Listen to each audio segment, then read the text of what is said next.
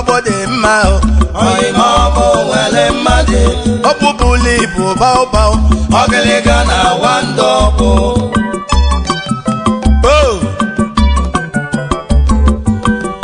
arọ nwa mgbagwanye jele obodo bụwe webata obodo ọbụ na ọbụ mali mma ọbụ bụkwa nnekwu obodo n'ime Anambra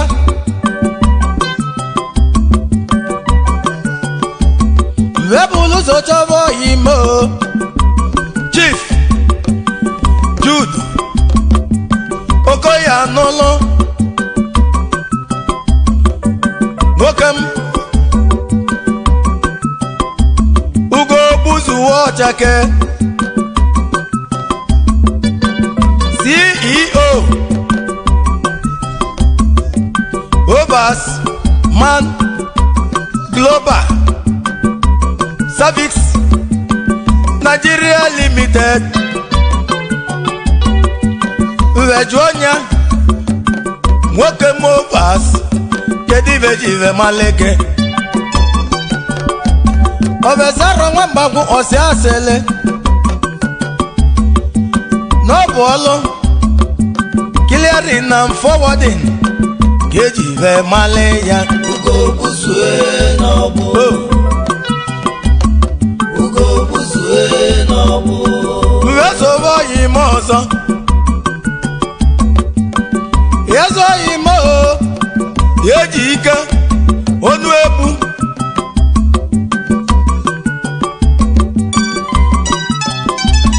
nwoke ma akala ugo n'ọgbụ Uwejuonya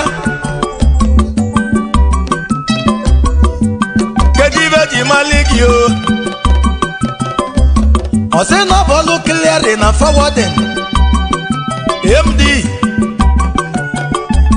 Ibadan Lawyer Concept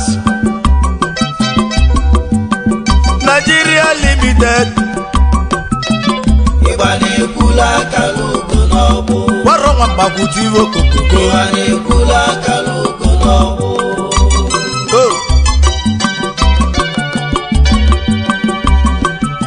ije metiri okokoko ịmakwa na ewere uke ndị ọgbụ ma ngwa ahịa ndị Igbo atọzie na mmiri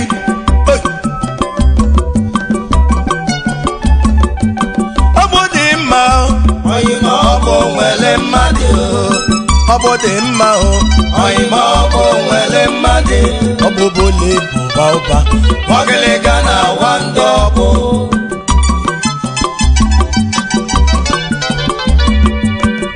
ezoghị m Ikechukwu Obiekezie Obego MD Ubego and Brothers Nigeria Limited Oba Oyemo Obego obodo amalụgo Ubego n'ọbụ obodo amalụgo Ubego n'ọbụ ezoghị m agụ nwa mbume okwu agbalị nwata n'ọgbụ agụ nwa ọgayala kedu maka Sunday Yezana